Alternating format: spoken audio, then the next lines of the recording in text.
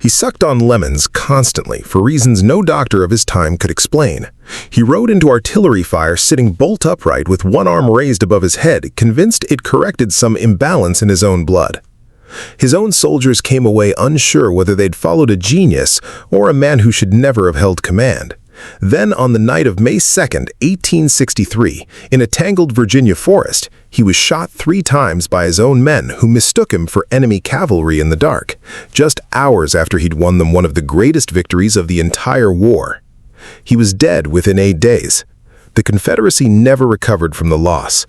This is Thomas Johnston Jackson, the strangest, most feared, most devout commander this war produced. Men called him crazy behind his back. They followed him to hell to his face. Jackson was not born into the kind of family that produces legends. He was orphaned by the time he was 7, passed between relatives in the mountains of Western Virginia, raised in a household with almost no money and even less formal schooling. He arrived at West Point in 1842 so far behind his classmates academically that other cadets assumed he would wash out within a semester. He did not wash out. He climbed. Every year at the academy, his class rank improved, and observers who watched him study attributed it to something that would define the rest of his life, a capacity for sustained, almost mechanical effort that seemed to operate independent of talent, fatigue, or discouragement. He graduated 17th in a class of 59, and cadets who knew him joked that if the course had run one more year, he would have graduated first. The story, whether apocryphal or not, captured something real about how his classmates understood him. He was not a natural student in any conventional sense. He compensated for it through a method that would define every subsequent phase of his life. Total, unglamorous, repetitive effort applied without complaint until the gap between himself and more naturally gifted men simply closed. His early life had given him ample practice at closing gaps other people were born without. By the time he left the mountains of Western Virginia for West Point, he had already buried both parents, watched a sister die young, and spent years being shuffled among relatives who had varying degrees of interest in raising him. He arrived at the academy dressed, by his own later recollection, noticeably worse than his classmates, with almost none of the social polish that many of the other cadets had absorbed simply by growing up in wealthier households. None of that produced in him the resentment it might have produced in another man. It produced instead a kind of quiet, permanent self-reliance that people who met him as an adult consistently described as unusual. A man who seemed almost nothing from other people and who directed enormous emotional energy inward toward discipline, faith, and work, because those were the only resources he had ever been able to fully count on. His early military career gave no obvious sign of the commander he would become. He served with distinction in the Mexican-American War, earning brevet promotions for gallantry at Veracruz and Chapultepec, but the peacetime army that followed offered him little outlet for whatever ambition burned underneath his quiet exterior. He resigned his commission in 1851 and took a teaching position at the Virginia Military Institute in Lexington, and it was there, not on any battlefield, that his reputation for genuine strangeness took root.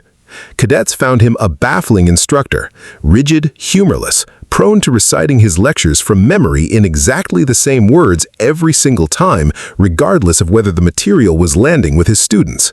They called him Tom Fool behind his back. They had no idea what they were looking at. The eccentricities that would later become legend were already fully formed by the time the war began. Jackson believed his internal organs were misaligned in ways that caused chronic discomfort, and he developed an elaborate personal system of postures and dietary restrictions meant to correct it. He avoided pepper because he was convinced it weakened his left leg.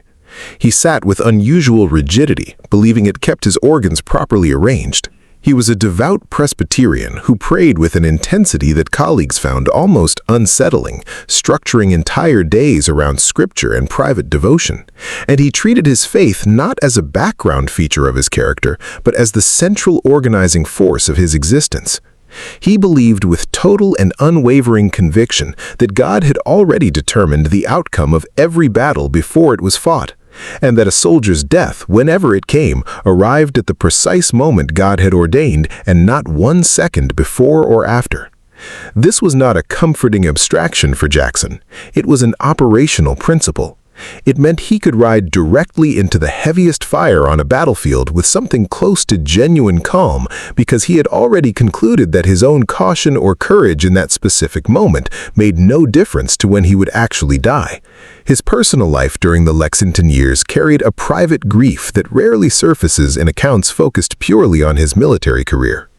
In 1853, he married Eleanor Junkin, the daughter of a college president, and by all accounts, the marriage brought him a rare kind of ease that his rigid temperament otherwise made difficult for people close to him to access. 14 months later, Eleanor died during childbirth, along with the infant. Jackson's grief was, by the account of those who knew him, profound and largely internalized, consistent with a man who processed almost everything through private religious conviction rather than open expression. He remarried several years later to Mary Anna Morrison, and their daughter Julia was born in November 1862, 5 months before Jackson's death. He met his daughter only once during a brief visit to his wife and infant child in April 1863, weeks before Chancellorsville. Soldiers who served near him during that visit noted a softness in his manner that was almost entirely absent from his public bearing, a detail that later biographers would return to repeatedly as evidence that the coldness so many observers noted in Jackson was not the whole man, only the version of himself he permitted the army to see. When Virginia seceded in April 1861, Jackson left VMI for the war with none of the reputation that would follow him within a year. He arrived at First Bull Run in July 1861 as one commander among many, leading a brigade of Virginia infantry into a battle that was, for the Confederacy, going badly. Union forces were pushing Confederate lines back across Henry House Hill, and panic was beginning to spread through retreating Southern units. Jackson positioned his brigade on the crest of the hill and held. Confederate General Barnard B., attempting to rally his own collapsing troops, reportedly pointed toward Jackson's unmoving line and shouted that Jackson was standing there like a stone wall, urging his men to rally behind him. B. was killed later that same day, and the exact wording of what he said has been debated by historians ever since, but the name stuck immediately and permanently. Jackson's brigade held the hill, Confederate reinforcements arrived, and what had looked like a Confederate collapse turned into a Confederate victory. Thomas Jackson walked off that field as Stonewall Jackson, and the name would follow him for the rest of his life and the century and a half after it. What made Jackson genuinely dangerous as a commander did not fully reveal itself until the spring of 1862 in a campaign that military historians still study today as one of the finest examples of operational maneuver in the history of American warfare. The Shenandoah Valley, running roughly north to south through western Virginia, was strategically vital to both sides, a natural corridor for invasion and a rich agricultural region the Confederacy needed to protect. In the spring of 1862, Union forces moved into the valley with the intention of pinning down whatever Confederate forces were present, while the main Union army under McClellan pushed toward Richmond from the east. Jackson had roughly 17,000 men. The combined Union forces arrayed against him in the valley and its approaches numbered over 60,000. Over the following weeks, Jackson did something that Union commanders in the valley found almost impossible to counter. He moved his army with a speed that seemed to defy the physical limits of 19th century infantry marching, covering distances that other commanders considered unreasonable to demand of exhausted men, earning his troops the nickname foot cavalry from soldiers on both sides who couldn't quite believe how fast Confederate infantry was appearing and disappearing across the valley's roads.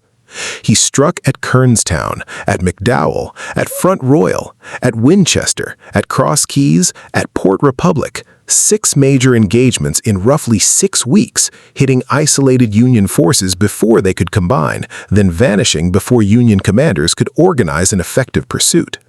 He fought 3 separate Union armies during the campaign and prevented all 3 from reinforcing McClellan's advance on Richmond.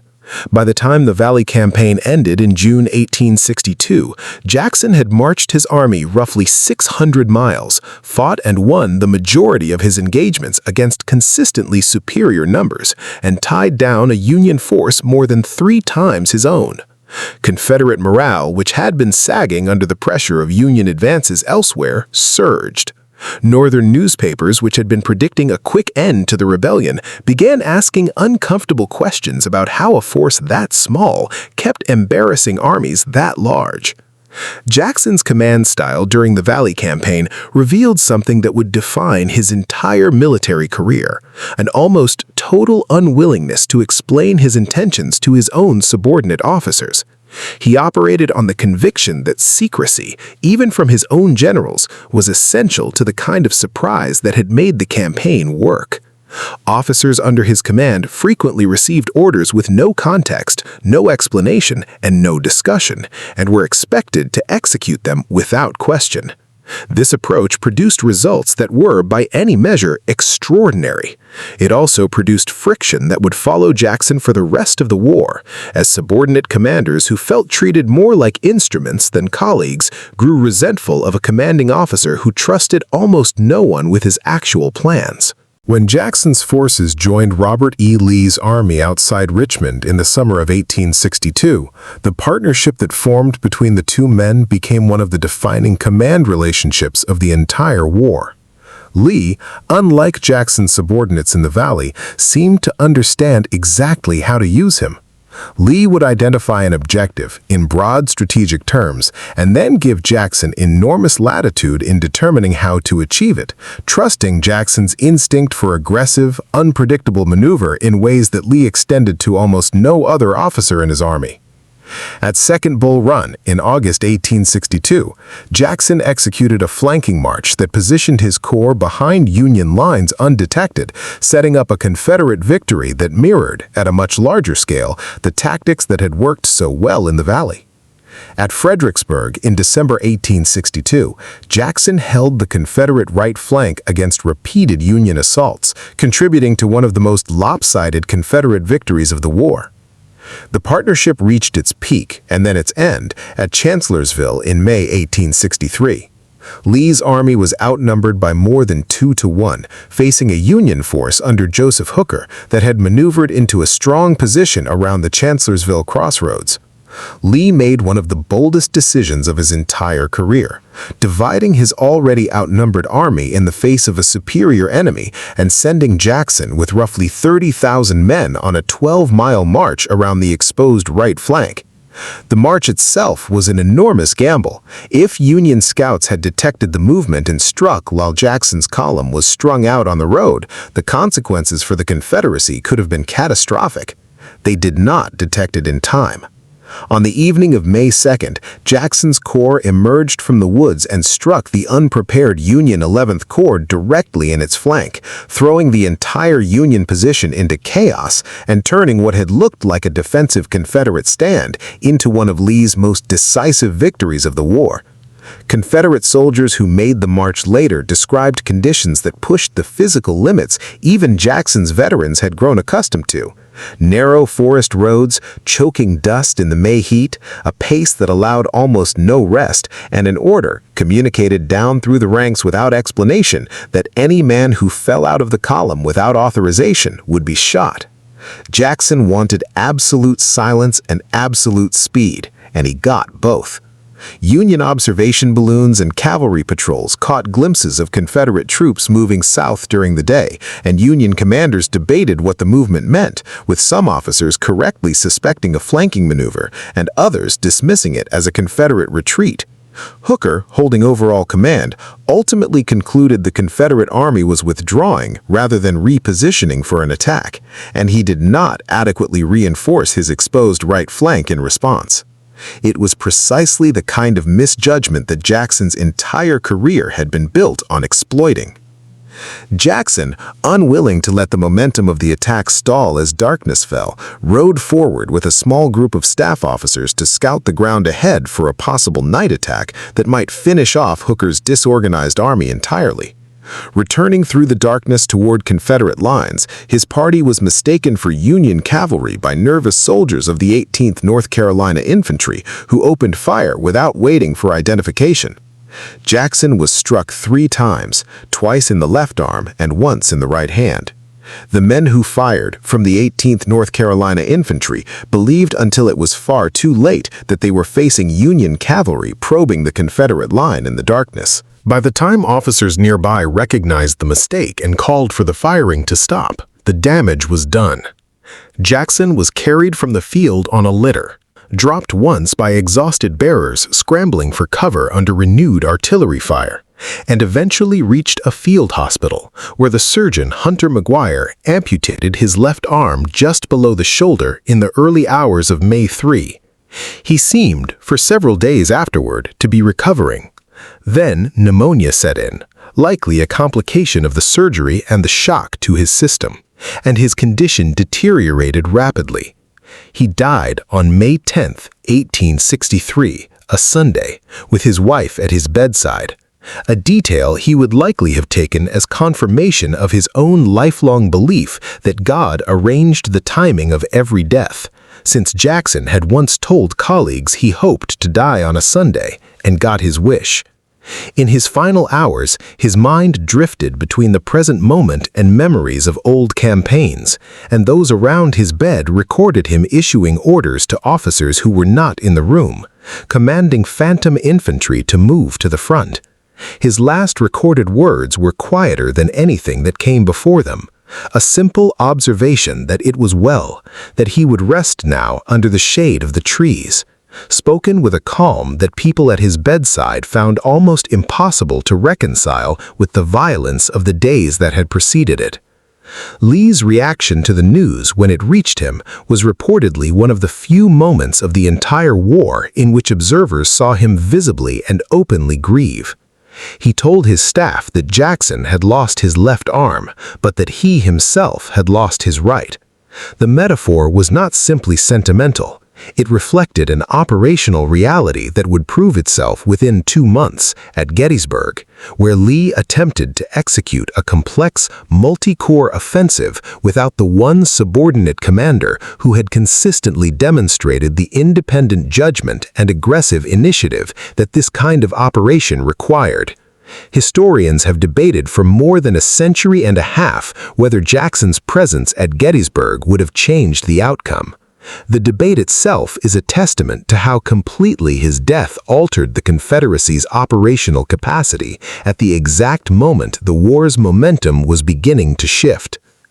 What made Jackson so effective and so strange cannot be fully separated from each other. The rigid personal discipline that produced the lemon-sucking and the raised arm and the pepper avoidance was the same discipline that let him drive his infantry through physically brutal forced marches that other commanders considered unreasonable. The absolute religious conviction that his death was already determined by God was the same conviction that let him ride into artillery fire with a calm that unsettled men who watched him do it. The secrecy that alienated his own subordinate officers was the same secrecy that made his Valley campaign impossible for Union commanders to anticipate. He was not a brilliant tactician who happened to have some odd personal habits layered on top. The habits and the brilliance were expressions of the same underlying temperament, a man who approached warfare, faith, and his own body with identical unbending rigor, and who genuinely believed that rigor was a form of obedience to something larger than himself. His soldiers understood this better than his critics did, which is why the affection ran as deep as it did despite the eccentricity and the coldness.